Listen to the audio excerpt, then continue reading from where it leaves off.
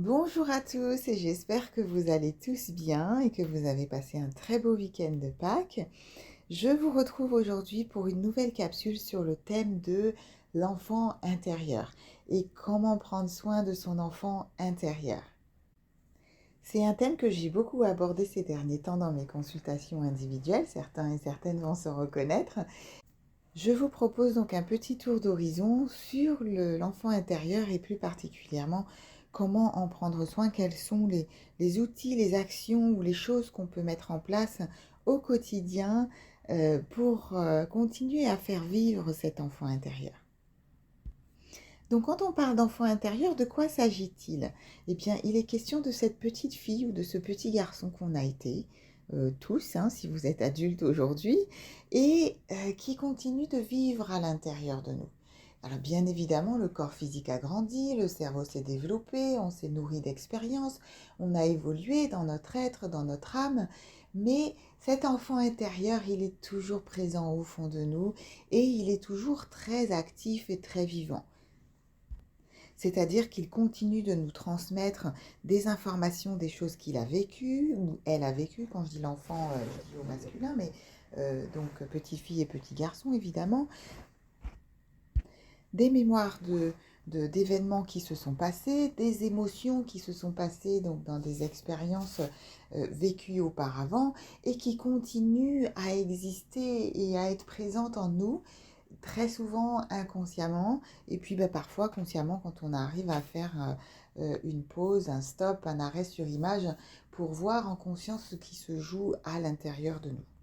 Et très souvent, lorsqu'on est touché ou qu'on vient vivre une expérience qui réveille des choses en nous, eh bien, si on va regarder de plus près, on peut s'apercevoir que très souvent, il est question de notre enfant intérieur qui a vécu quelque chose de similaire ou quelque chose d'un peu différent, mais qui va réveiller les mêmes émotions et qui font que il y a des choses qui remontent parce que ces expériences n'ont pas été bien vécues, elles n'ont pas été bien intégrées par notre être parce que il n'y a pas eu euh, soit de la part de l'adulte ou des personnes qui nous accompagnaient un accompagnement pour gérer l'émotion, pour l'accueillir tout simplement dans un premier temps.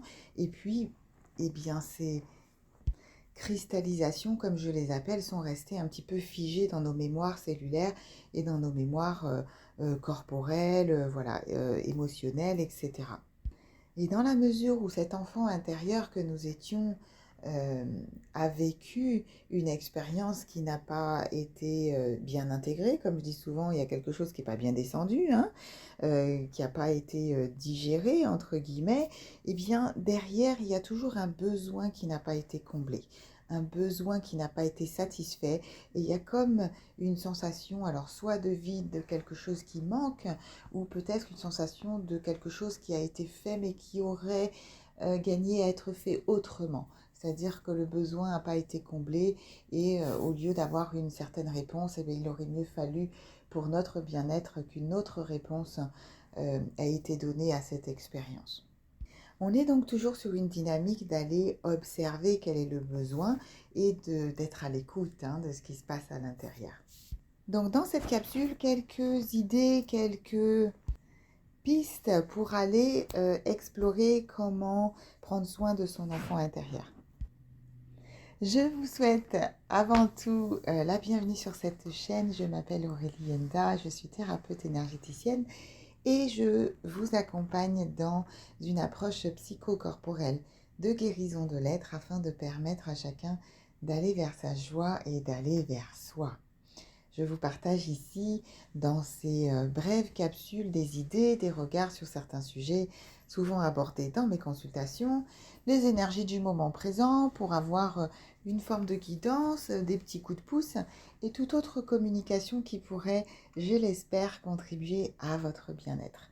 C'est là mon intention et je vous souhaite une belle écoute de cette capsule.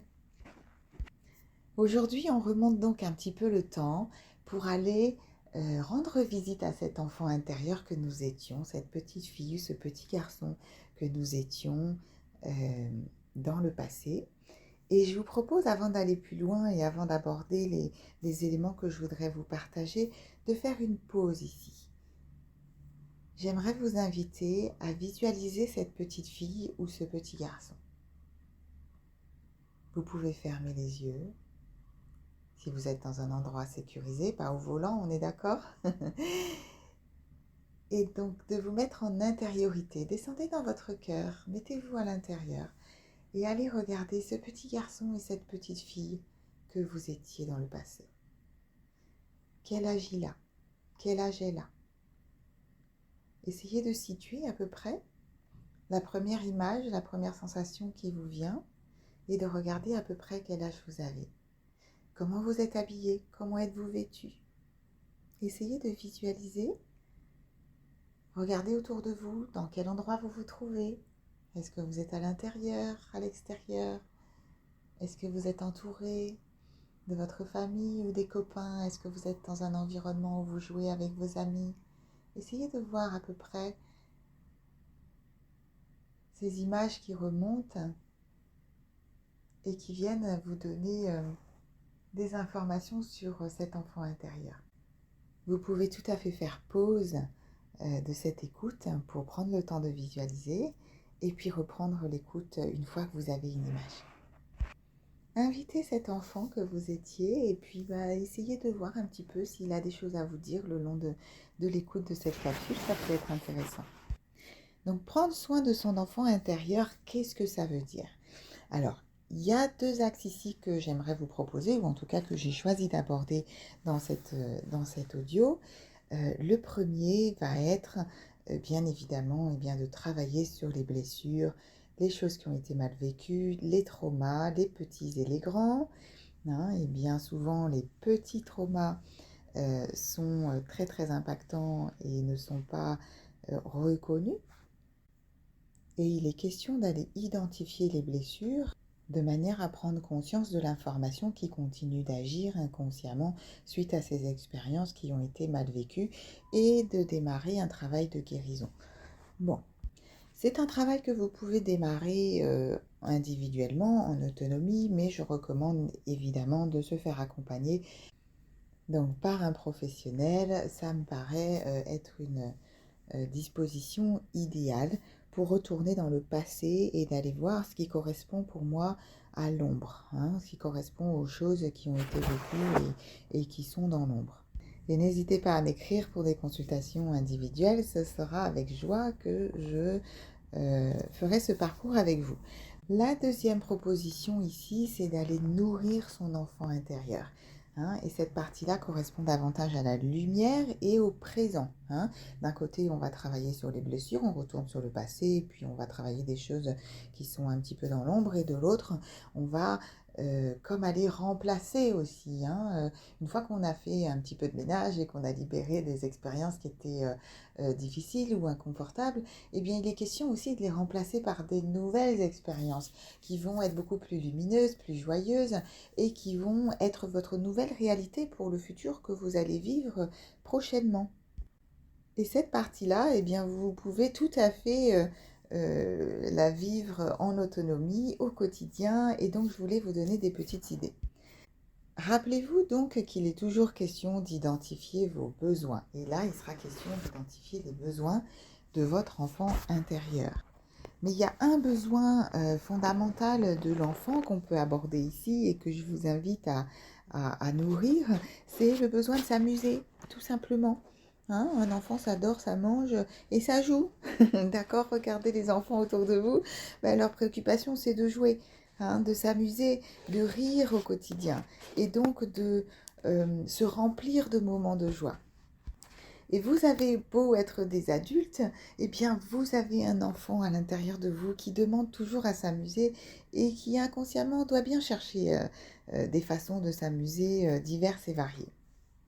Alors restez connecté à cet enfant intérieur qu'on a invité tout à l'heure en début de capsule. Qu'est-ce que vous faisiez quand vous étiez petit pour vous amuser? Quand vous n'étiez pas à l'école, en études, que faisiez-vous pour vous amuser quand vous étiez enfant? En fonction de l'âge où vous êtes vu, vous n'allez pas retirer les mêmes choses, mais l'idée ici, c'est de retrouver un sens de l'amusement et et d'inviter l'amusement dans son quotidien. Donc ça peut prendre vraiment différentes formes et c'est propre à chacun, mais c'est vraiment inviter du jeu au quotidien. Alors je ne sais pas si par exemple aujourd'hui en tant qu'adulte vous allez faire une balade dans la forêt, je ne sais pas, c'est peut-être s'amuser à construire des cabanes ou à se créer une sorte d'épée avec une branche morde pour chasser les araignées quand vous marchez dans la forêt. Je fais ça tout le temps. Sinon, je me prends des araignées, des toiles d'araignée dans la figure quand je marche dans les bois. Je ne sais pas, ou si vous êtes près d'une rivière, au lieu de traverser la rivière de manière très sérieuse, peut-être de sauter sur des cailloux pour pouvoir traverser la rivière, comme pour rappeler un petit peu une marelle. Hein, peut-être vous avez joué à la marelle quand vous étiez petit, vous vous souvenez, on sautait de 1, 2, 3, 4, 5 sur un pied en équilibre. Et ça vient nourrir votre enfant intérieur quand vous allez euh, mettre en place ces mouvements dans le corps, parce que votre enfant intérieur, il s'en souvient. Hein, donc ça peut être jouer au ballon, jouer à la corde à sauter, euh, danser, hein, de rentrer chez vous et puis de mettre une musique et puis de danser, même si vous ne savez pas danser comme un professionnel, de s'amuser, de mettre du mouvement et de faire semblant, de monter des petites chorégraphies, d'essayer d'apprendre. Il y a plein de ça sur YouTube, sur des morceaux de musique très connus, de faire des batailles d'eau, de faire des farces, de chanter.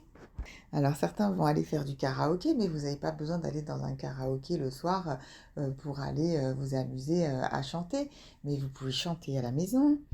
Il commence à faire beau et pour ceux qui habitent dans un endroit où il fait toujours soleil, vous pouvez organiser des activités, par exemple de l'acrobranche. Moi, quand j'étais enfant, j'adorais monter dans l'arbre, dans le pommier, dans le jardin euh, de mon papy, donc grimper aux arbres.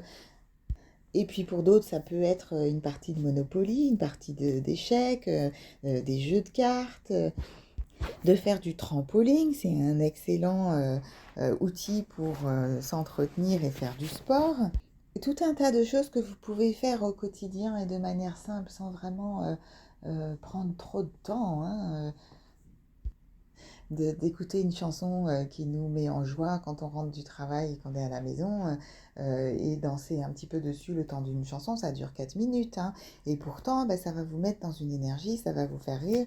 Et puis peut-être que même vous allez faire rire votre conjoint ou votre conjointe qui va vous regarder danser et vous améliorer à créer des pas de danse. Donc, c'est vraiment toutes ces petites choses du quotidien qui font que ben, on se met dans la joie, dans le mouvement et qu'on s'autorise à.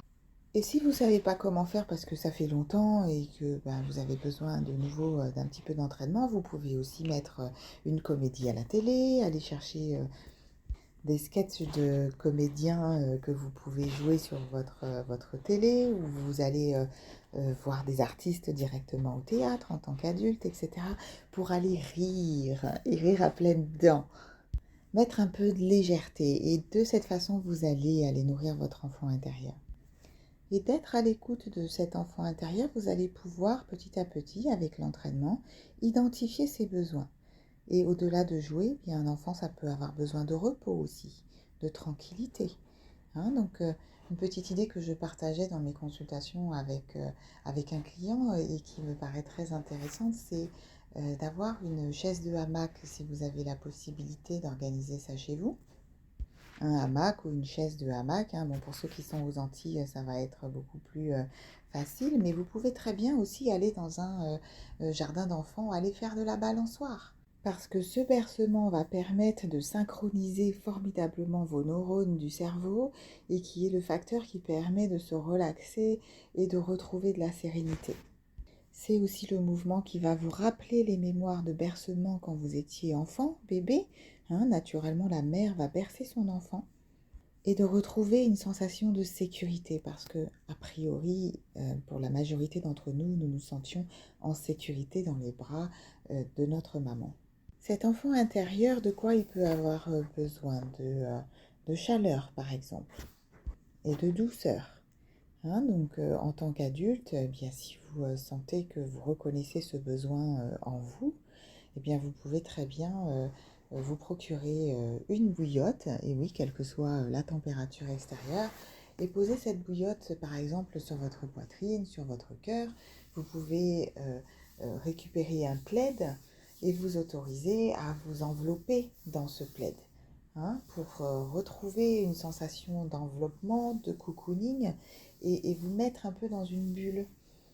Vous allez voir que ça va vous faire beaucoup de bien. Il peut aussi être question de silence, par exemple, s'il y a trop de bruit, trop d'agitation extérieure.